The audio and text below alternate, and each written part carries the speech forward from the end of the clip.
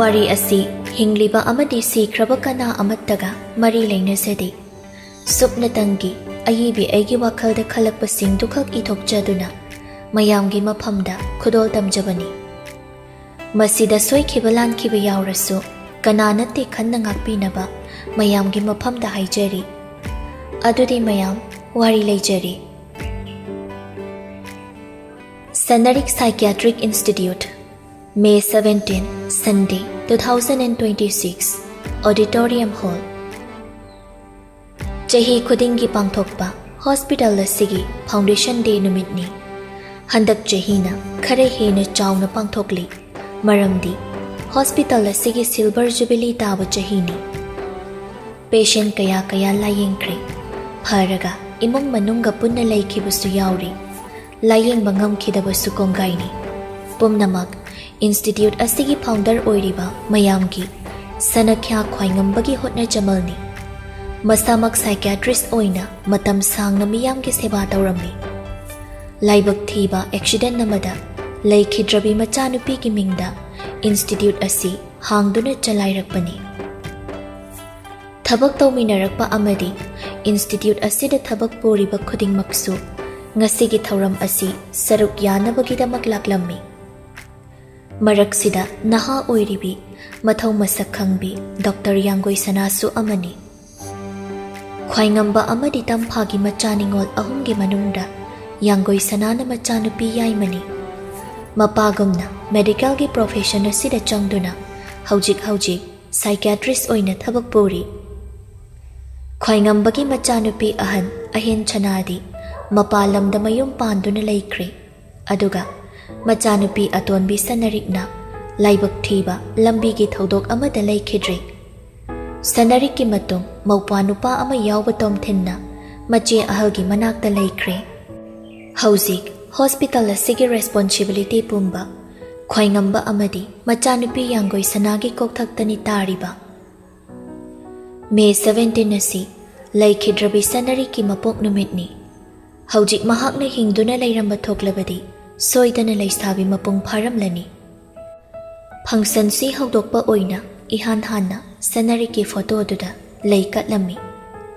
Yangoi sanadu photo aduda mamai non khatlaga amuktang phawba yengluba ngamde Kari marambu laiba lairamgani maram hai sirani khangningbara khoibo Tarakliba mapi adu phawba taithok jaba ngamde makhutna pairakliba lai khuzok kharadu Amuktada pulap kachilamlaga miyamdudagi na thairakduna khara chikpa mafam amada lai urai manaw nupigi momonokpa maithongado aduga amuksu aroiba oina ukhiba saktamado Yangoi sana asuk kuiraba asuk sanglaba chahisi masada potlum ama pubagum masado irumlum thai adumna leiringai labna hospital sigi patient ama Mathanta phamduna lairidu urai Maikai adomda khongthangadu tapna thangaduna lai Atai lairiba patient sing sigumnadi taude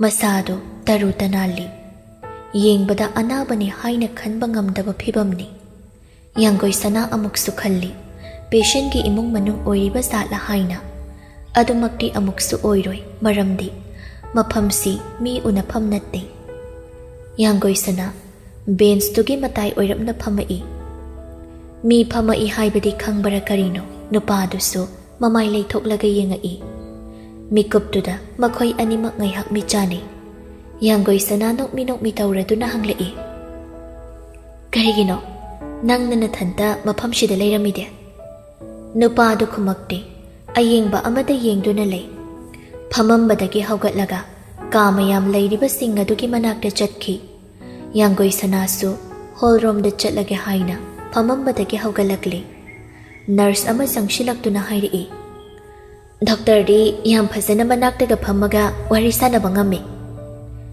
Yangoi sana nurse aduda pisum khajik suklaga yengi nurse adu amuksu ta hata hairi aina haibadi lakpada ngairiba patient amanina haina tanaba kitang wariba oi Hidaksu chaw haiba iya yade wasu ngangde adum masum haina tumina dumlei Yangoi sana nupaduna changkhiba mafhamduda haifetang yengi.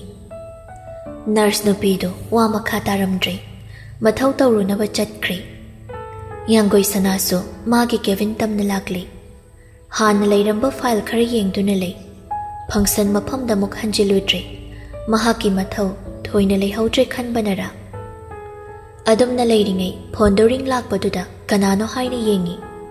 Nongsabana tawrakpa oirambaduda tawramba thabaktu leplaga phone du okhatli. Hello, Shana. Hello, Danok Saba. Nang liramde, karai chaliba. Danok Saba lakbro. Aigi Kevin de laye. Kaidoriba nang duda. Somda lao. Ai la aroida. Aido nanga wari masu sananingbani. Aduga uncle nasu nang amukta kau haidana phone tawrakpani. Yanggoi sana khangi. Mapana phangsanasi mahak yawhaningamgani haiba.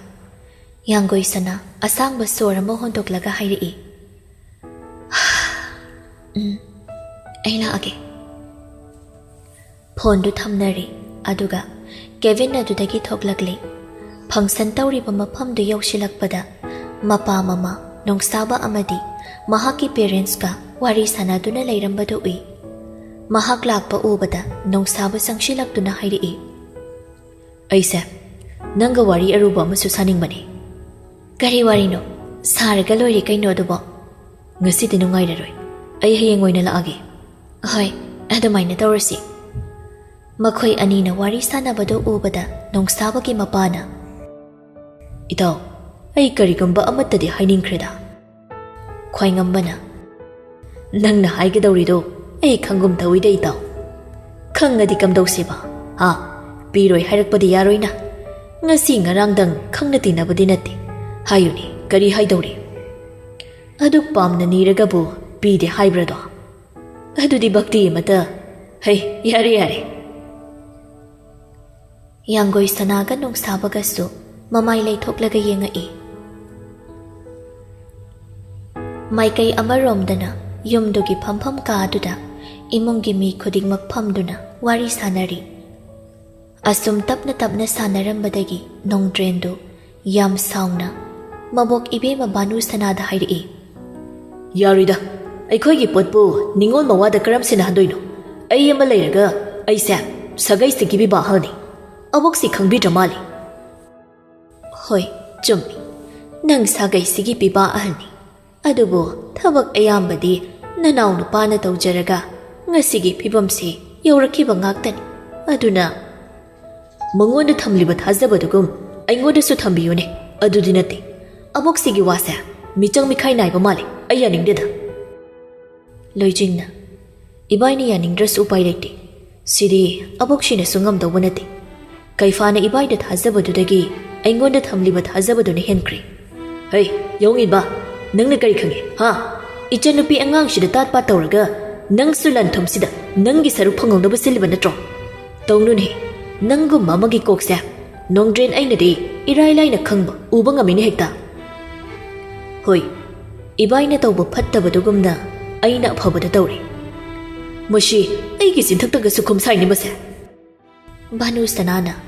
Karino, ayama lady si udabra na koi. Khut hekta yaunaraklidu. Yum sigi ahal ay hingli haibase khangdabra. Nongdren, wa makhayam na tanaragumsi. Aduga loijing, nangsu lanba chumba. Nathaki ahalda. Adugum na chin khumba yabra. Ahal lamana takpidabagum tawriba karigino. Loijing na. Ay soy kre boxi. Changa se lao yambo ko nangang naro lao. Asum tauna malayana nongdren bu makhut chinglaga themlaga buki. Loijing na wangang ge tawbadu. Laisi lembina kham kre. Tumin makhoisu makhoi gi kada changakli. Laisi lembidu magi upudu hanglaga. Pirol asuba singdu thupsin na loijing da hairi. Sigumba sa thoglakane haiba ekhangi. Aikhoi among chagi acheng batan jangai bangaktani. Taseng ni yengnaradi aikhoi among sa sidalai pham thoktrabani. Mama mapa na magi ni haiba amata thanamdaba makhai manghalamabani. Aikhoi pabung na macha sakna yokpidana mi oina ba sembirakli. Aduga haujikna mana aikhoi do oina phattaba tawdana leire. Nongsabu su phone tawramani ne. Kari haira ami ba ꯑꯩꯈꯣꯏ ꯌꯥꯃꯨꯡꯆꯥꯗꯨꯕꯨ ꯀꯔꯝꯅ ꯂꯩꯔꯤꯖꯥꯠꯅꯣ? ꯅꯣꯏ ꯌꯥꯃꯨꯡꯆꯥꯒꯤ ꯋꯥꯔꯤꯅꯤ ꯁꯥꯔꯝꯃꯤꯗꯣ doctor ꯅꯨꯄꯤꯗꯨꯗ ꯅꯤꯡꯊꯤꯅ ꯌꯦꯡꯕꯤꯅꯕꯗꯤ ꯍꯥꯏꯔꯝꯃꯕ ꯃꯥꯜꯂꯤ hospital ꯃꯄꯨꯗꯨꯒꯤ ꯃꯆꯥꯅꯨꯄꯤ ꯍꯥꯏꯕꯗꯨꯔꯥ? ꯑꯍꯣꯏ ꯌꯥꯡꯒꯣꯏ ꯁꯅꯥ ꯍꯥꯏꯕꯗꯣ ꯃꯃꯤꯡꯁꯦ ꯀꯔꯥꯏꯗꯅꯣꯃ ꯇꯥꯈ꯭ꯔꯕꯒꯨꯝꯅ ꯇꯧꯏ ꯇꯤꯚꯤꯗꯒ ꯑꯣꯏꯔꯝꯅꯤ ꯍꯣꯏ ꯑꯣꯏꯔꯝ ꯇꯥꯔꯦ ꯑꯗꯣ ꯗꯗꯥꯕꯨ ꯀꯔꯝ ꯀꯥꯟꯗ ꯁꯪꯗꯣꯏꯅꯣ? ꯍꯣꯁꯄꯤꯇꯥꯜꯗ ꯑꯩꯈꯣꯏꯁꯨ ꯅꯣꯡ ꯐꯥꯗꯣꯛꯇꯤ ꯆꯠꯂꯨꯕ ꯌꯥꯕꯅꯤ ꯍꯌꯦꯡ ꯍꯦꯛꯇ ꯆꯠꯂꯁꯤ ꯑꯌꯨꯛꯇ ꯊꯕꯛ ꯐꯠ ꯆꯠꯂꯨꯔꯁꯨ ꯉꯟꯅ ꯍꯜꯂꯛꯑꯒ ꯆꯠꯄ ꯌꯥꯏꯗꯅ ꯋꯥꯍꯩꯗꯤ ꯑꯗꯨꯃꯥꯏꯅ ꯍꯥꯏꯕ ꯊꯕꯛꯄꯨ ꯆꯠꯈ꯭ꯔꯗꯤ ꯐꯣꯟ ꯇꯧꯕ ꯐꯥꯎ ꯄꯥꯏꯔꯛꯇꯧ ꯅꯠꯇꯦ ꯑꯩꯅ ꯍꯣꯠꯅꯔꯤꯁꯦ ꯑꯩꯈꯣꯏꯒꯤ ꯇꯨꯡꯒꯤ ꯄꯨꯟꯁꯤ ꯅꯨꯡꯉꯥꯏꯅꯕꯅꯤꯅꯦ ꯏꯄꯥꯟ ꯐꯔꯤꯉꯩ ꯁꯨꯗꯅ ꯅꯣꯝꯗꯅ ꯇꯧꯍꯧꯒꯗꯕꯅꯤ ꯍꯣꯏ ꯆꯨꯝꯃꯦ ꯑꯗꯨꯏꯁꯨ ꯍꯣꯏꯁꯦ ꯅꯪꯒꯤ ꯑꯗꯨꯏꯁꯨꯗꯣ ꯑꯩ ꯂꯣꯏꯅ ꯈꯪꯉꯤ ꯍꯌꯦꯡꯗꯤ ꯁꯣꯏꯗꯅ ꯆꯠꯂꯁꯤ ꯑꯗꯣ ꯗꯗꯥ ꯅꯪ ꯑꯩꯈꯣꯏ ꯌꯥꯝꯕꯨꯡꯅ ꯍꯥꯏꯕ ꯋꯥꯗꯣ ꯀꯔꯤꯝ ꯁꯥꯎꯅꯤꯡꯕ ꯐꯥꯎꯗ꯭ꯔꯣ? ꯁꯥꯎꯅꯤꯡꯉꯤ ꯑꯗꯨ ꯀꯩꯗꯧꯅꯤ ꯑꯩꯅ ꯇꯧꯔꯤꯁꯦ ꯑꯩꯒꯤ ꯏꯊꯧꯅꯤ ꯀꯩꯐꯥꯅ ꯀꯝꯄꯅꯤꯁꯦ ꯃꯨꯠꯂꯨꯔꯒꯗꯕꯗꯒꯤ ꯀꯌꯥꯝ ꯋꯥꯅ ꯁꯦꯝꯒꯠꯂꯛꯄ ꯍꯥꯏꯗꯣ ꯀꯅꯥ ꯑꯃꯅ ꯈꯪꯗ꯭ꯔꯁꯨ ꯑꯩꯅꯗꯤ ꯈꯪꯉꯤ ꯑꯗꯨꯅ ꯑꯩꯅ ꯉꯝꯃꯤ ꯐꯥꯎꯗꯤ ꯌꯦꯛꯅꯕꯒꯤ ꯃꯈꯨꯠꯇ ꯁꯨꯛꯇꯥ ꯇꯥꯍꯜꯂꯣꯏ ꯗꯗꯥꯒꯤ ꯄꯨꯛꯆꯦꯜ ꯈꯪꯕꯒꯤ ꯑꯩꯈꯣꯏ ꯌꯥꯃꯨꯡꯆꯥꯅꯁꯨ ꯅꯐꯝꯗ ꯁꯤꯟꯅꯔꯝꯕꯅꯤ ꯑꯗꯣ ꯅꯈꯣꯏ ꯌꯥꯃꯨꯡꯆꯥꯅ ꯍꯌꯦꯡ ꯋꯥꯈꯜ ꯇꯥꯔꯀꯥꯟ ꯑꯩꯁꯦ ꯆꯍꯤ ꯈꯔꯗꯤ ꯆꯥꯒꯗꯧꯕ ꯃꯥꯜꯂꯤ ꯀꯔꯤꯒꯤ? ꯃꯥꯅ ꯋꯥꯈꯜ ꯇꯥꯗ꯭ꯔꯤꯉꯩ ꯅꯪꯕꯨ ꯊꯥꯡꯉꯝꯕꯒꯤ ꯀꯤꯔꯛꯄ꯭ꯔꯣ ꯍꯧꯖꯤꯛꯇ? ꯍꯣꯏꯅꯦ ꯅꯪꯁꯨ ꯈꯪꯉꯤꯗꯨꯅꯤ ꯅꯈꯣꯏ ꯌꯥꯃꯨꯡꯆꯥꯒꯤ ꯃꯇꯧ ꯑꯣꯍꯣ ꯀꯤꯔꯨꯅꯨ ꯀꯤꯔꯨꯅꯨ ꯐꯨꯒꯦ ꯍꯦꯛ ꯇꯧꯕꯒ ꯑꯩꯒꯤ ꯏꯔꯨꯝꯗ ꯂꯣꯠꯂꯨ ꯂꯥꯛꯑꯣ ꯑꯗꯨꯅ ꯐꯗꯧꯕ ꯃꯥꯜꯂꯦꯅꯦ ꯉꯝꯃꯔꯣꯏꯗ ꯗꯗꯥ ꯑꯩ ꯀꯥ ꯑꯃꯗꯅ ꯅꯣꯡꯗ꯭ꯔꯦꯟ ꯆꯥꯎꯅ ꯐꯝꯗꯨꯅ ꯂꯩ ꯃꯂꯌꯥꯅ ꯑꯩꯅ ꯍꯥꯏꯕꯗꯨ ꯆꯨꯝꯃꯦꯗꯅ ꯍꯧꯖꯤꯛꯇꯤ ꯍꯅꯨꯕꯤꯁꯤꯁꯨ ꯑꯐꯕ ꯅꯠꯇꯦ ꯅꯪꯒꯤ ꯃꯤ ꯍꯥꯏꯕꯕꯨ ꯑꯩ ꯑꯃꯗꯤ ꯅꯆꯥ ꯑꯅꯤ ꯁꯤ ꯈꯪꯉꯨ ꯅꯪ ꯈꯪꯉꯨꯀꯣ ꯃꯣꯏꯅ ꯄꯤꯔꯣꯏ ꯍꯥꯏꯔꯒ ꯑꯩꯅ ꯀꯔꯤꯒꯤ ꯇꯨꯃꯤꯟꯅ ꯂꯩꯅꯤ ꯅꯝꯗꯅ ꯂꯧꯅꯤ ꯌꯦꯅꯤꯡꯒꯤ ꯆꯤꯌꯔꯃꯦꯟꯒꯤ ꯆꯧꯀ꯭ꯔꯤꯗ ꯑꯩꯅ ꯁꯣꯏꯗꯅ ꯐꯝꯒꯅꯤ ꯑꯩ ꯅꯣꯡꯗ꯭ꯔꯦꯟꯅꯤ ꯅꯣꯡꯗ꯭ꯔꯦꯟ RK ꯅꯣꯡꯗ꯭ꯔꯦꯟ ꯑꯩꯒꯤ ꯂꯝꯕꯤꯗ ꯌꯦꯜꯂꯛꯄ ꯃꯤꯁꯛ ꯄꯨꯝꯅꯃꯛ ꯃꯥꯡꯍꯟꯒꯅꯤ ꯍꯨꯏꯅꯥꯎ ꯃꯆꯥ ꯌꯥꯎꯪ ꯏꯟꯕꯁꯦ ꯃꯁꯤꯁꯨ ꯃꯥꯒꯤ ꯃꯇꯝ ꯂꯥꯛꯇꯧꯕ ꯀꯨꯏꯗ꯭ꯔꯕꯅꯤ ꯑꯩꯅ ꯍꯥꯏꯕꯗ ꯇꯥꯕꯤꯌꯨ ꯋꯥ ꯉꯥꯡꯊꯣꯛꯇꯕꯤ ꯊꯕꯛꯅ ꯎꯠꯀꯗꯕꯅꯤ ꯑꯦꯛꯁꯤꯗꯦꯟ ꯑꯗꯨꯗ ꯋꯥ ꯃꯈꯥ ꯇꯥꯔꯛꯀꯅꯨ ꯋꯥꯐꯝꯗꯣ ꯆꯤꯟ ꯀꯥꯡꯊꯣꯛꯂꯛꯄ ꯌꯥꯔꯣꯏ ꯃꯍꯩ ꯐꯪꯉꯝꯗꯥꯏꯁꯤꯗ ꯑꯗꯨꯛ ꯄꯪꯕ ꯍꯧꯅꯕ꯭ꯔꯣ ꯐꯛꯂꯥꯡꯁꯤꯗ ꯅꯥ ꯊꯦꯠꯂꯤ ꯍꯥꯏꯕꯁꯦ ꯅꯪ ꯀꯔꯤꯒꯤ ꯈꯪꯗꯦ ꯑꯁꯤ ꯍꯥꯏꯗꯨꯅ ꯐꯃꯝꯕꯗꯒꯤ ꯃꯂꯌꯥ ꯍꯧꯒꯠꯈꯤ ꯅꯣꯡꯗ꯭ꯔꯦꯟꯅ ꯀꯔꯥꯏꯗꯅꯣ ꯑꯐꯣꯡꯕ ꯑꯔꯣꯠꯄ ꯁꯛꯂꯣꯟ ꯁꯥꯟꯅꯕ ꯍꯩꯒꯗꯕꯅꯤ ꯃꯤꯑꯣꯏꯕ ꯑꯩꯈꯣꯏꯗꯤ ꯀꯨꯝꯍꯩ ꯌꯦꯡꯕꯗ ꯀꯜꯂꯨ ꯑꯁꯤ ꯍꯥꯏꯔꯝꯃꯒ ꯀꯥꯗꯨꯗꯒꯤ ꯊꯣꯛꯈꯤ ꯅꯣꯡꯗ꯭ꯔꯦꯟꯒꯤ ꯆꯨꯛꯂꯤ ꯄꯥꯏꯔꯤꯕꯁꯤ ꯃꯂꯌꯥꯅꯤ ꯅꯨꯡꯗꯅ ꯑꯃ ꯄꯥꯟꯗꯅ ꯑꯃ ꯁꯛꯂꯣꯟ ꯌꯥꯝꯕꯤ ꯃꯍꯨ ꯆꯥꯎꯕꯤꯅꯤ ꯃꯂꯌꯥ ꯅꯨꯃꯤꯗꯥꯡꯒꯤ ꯃꯇꯝꯅꯤ ꯌꯥꯡꯒꯣꯏ ꯁꯅꯥꯗꯤ ꯑꯌꯥꯝꯕ ꯃꯇꯝꯗ ꯍꯣꯁꯄꯤꯇꯥꯜꯗ ꯑꯗꯨꯝ ꯂꯩꯕꯅꯤ ꯄꯦꯁꯦꯟꯁꯤꯡꯗꯨ ꯆꯦꯛ ꯆꯠꯂꯝꯃꯒ ꯃꯥꯒꯤ ꯔꯨꯝ ꯂꯩꯕꯗꯨꯗ ꯂꯥꯛꯏ ꯅꯣꯡꯁꯥꯕꯅ ꯄꯤꯔꯝꯕ ꯐꯥꯏꯜ ꯑꯗꯨ ꯐꯃꯨꯡꯗꯨꯒꯤ ꯃꯅꯥꯛꯇ ꯂꯩꯔꯤꯕ ꯇꯦꯕꯜꯗꯨꯒꯤ ꯃꯊꯛꯇ ꯂꯩꯔꯝꯃꯤ ꯍꯥꯏꯐꯦꯠ ꯌꯦꯡꯉꯝꯃꯒ ꯋꯥꯁꯔꯨꯝꯗ ꯍꯥꯟꯅ ꯆꯪꯉꯒ ꯃꯃꯥꯏ ꯃꯃꯤꯠ ꯍꯥꯟꯅ ꯇꯥꯊꯣꯛꯏ ꯇꯥꯋꯦꯜ ꯑꯃꯅ ꯇꯩꯊꯣꯛꯂꯒ ꯊꯣꯛꯂꯛꯏ ꯑꯗꯨꯒ ꯅꯥꯏꯠ ꯀꯦꯌꯔ ꯇꯧꯕ ꯂꯣꯏꯔꯒ ꯐꯥꯏꯜ ꯑꯗꯨ ꯍꯥꯡꯂꯒ ꯌꯦꯡꯒꯦ ꯍꯦꯛ ꯇꯧꯕꯒ ꯐꯣꯟꯗꯨ ꯂꯥꯛꯄꯗꯨꯗ ꯐꯥꯏꯜꯗꯨ ꯊꯝꯈ꯭ꯔꯦ ꯑꯗꯨꯒ ꯐꯣꯟꯗꯨ ꯀꯅꯥꯅ ꯇꯧꯔꯛꯄꯅꯣ ꯍꯥꯏꯅ ꯌꯦꯡꯉꯤ ꯑꯟꯅꯣꯟ ꯅꯝꯕꯔ ꯑꯃꯗꯒꯤ ꯑꯣꯏꯔꯝꯕꯗꯨꯗ ꯀꯅꯥꯅꯣ ꯈꯜꯂꯒ ꯑꯣꯈꯠꯂꯤ ꯍꯜꯂꯣ ꯗꯣꯛꯇꯔ ꯌꯥꯡꯒꯣꯏ ꯁꯅꯥ ꯀꯅꯥ ꯑꯩꯅꯤ ꯄꯜꯉꯥꯛꯄꯅꯤ ꯀꯔꯤ ꯂꯩꯒꯦ ꯑꯩꯉꯣꯟꯗ ꯐꯣꯟ ꯇꯧꯔꯛꯏꯁꯦ ꯑꯩ ꯍꯌꯦꯡ ꯃꯅꯤꯄꯨꯔꯗ ꯊꯣꯛꯂꯛꯀꯅꯤ ꯑꯗꯨ ꯀꯩꯗꯧꯁꯦ ꯍꯥꯏꯕ Are you not excited? ꯑꯩꯈꯣꯏ ꯑꯅꯤꯃꯨꯛ ꯊꯦꯡꯅꯗꯣꯏꯁꯦ ꯆꯍꯤ ꯀꯌꯥꯒꯤ ꯃꯇꯨꯡꯗꯅꯣ ꯉꯥꯏꯈꯣ ꯄꯜꯉꯥꯛꯄ ꯅꯪꯅ ꯃꯅꯤꯄꯨꯔꯗ ꯊꯣꯛꯂꯛꯑꯒ ꯑꯦꯛꯁꯥꯏꯇꯦꯠ ꯑꯣꯏꯗꯣꯏꯁꯤꯅ ꯀꯔꯤꯒꯤ ꯄꯜꯉꯥꯛꯄꯗꯨ ꯈꯨꯝꯐꯝ ꯈꯪꯗ꯭ꯔꯕꯔꯥ ꯀꯔꯤꯅꯣ ꯉꯥꯏꯍꯥꯛ ꯇꯨꯃꯤꯟꯅ ꯂꯩꯕꯗꯨꯒꯤ ꯌꯥꯡꯒꯣꯏ ꯁꯅꯥꯅ ꯈꯨꯗꯣꯡꯆꯥꯕ ꯂꯧꯔꯒ ꯍꯥꯏꯔꯛꯏ ꯑꯩ ꯊꯕꯛ ꯈꯔ ꯆꯤꯜꯂꯤ ꯊꯝꯃꯒꯦꯀꯣ ꯑꯁꯤ ꯍꯥꯏꯗꯨꯅ ꯐꯣꯟꯗꯨ ꯐꯠ ꯀꯛꯊꯠꯂꯤ ꯁꯣꯝꯗ ꯄꯜꯉꯥꯛꯄꯅ ꯈꯨꯛꯀꯥꯛꯁꯤꯗꯅꯤ ꯑꯩꯅ ꯍꯧꯖꯤꯛꯐꯥꯎ ꯀꯥꯎꯕ ꯉꯝꯗ꯭ꯔꯤꯕꯁꯦ ꯌꯥꯡꯒꯣꯏ ꯁꯅꯥ ꯊꯕꯛ ꯇꯧꯒꯦ ꯇꯧꯔꯝꯕꯗꯨ ꯄꯜꯉꯥꯛꯄꯅ ꯐꯣꯟ ꯇꯧꯔꯛꯂꯝꯕꯗꯒꯤ ꯀꯥꯏꯈ꯭ꯔꯗꯨꯅ ꯀꯥꯗꯨꯗꯒꯤ ꯊꯣꯛꯂꯛꯂꯤ ꯋꯥꯈꯜ ꯑꯗꯨꯁꯨ ꯈꯟꯅꯤꯡꯗ꯭ꯔꯕ ꯅꯤꯡꯁꯤꯡꯕ ꯄꯥꯝꯗ꯭ꯔꯕ ꯃꯇꯝꯗꯨꯗ ꯑꯃꯨꯛ ꯆꯠꯂꯨꯔꯦ Second yeargi matamni. Yanggoi sanado class tama yaururaga library da lakpani.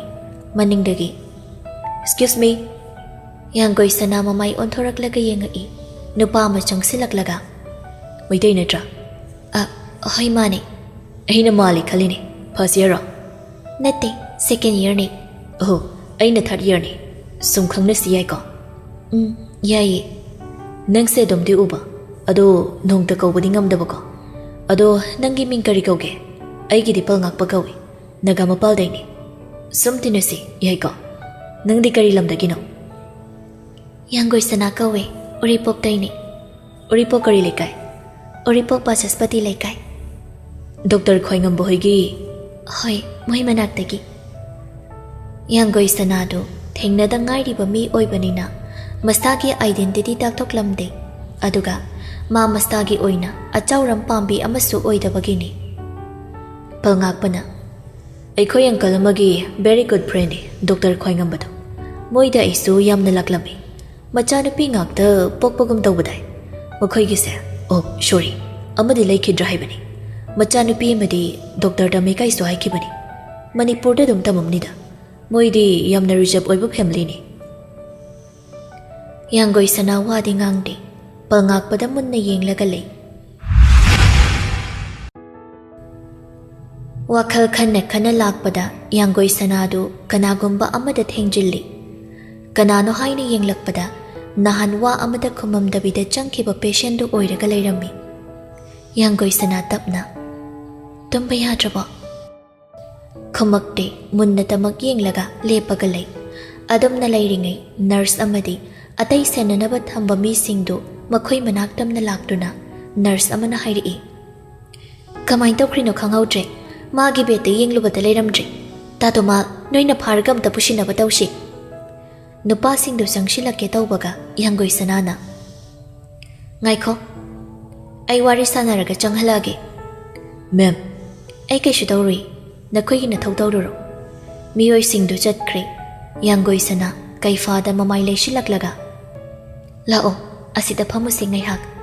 Bakit kano ay nang wanda kasyam tawroy. Ibani tinasi, ihabro. Tina ba ditol? Koy na biyoy na sana si. Yanggoi sanado kumaoy drakhan na hanglubani. Adobo, hayrakliba wado tabada. Ingak-ngak na yengluraga. Ko na tap na nokmi-nokmi tawri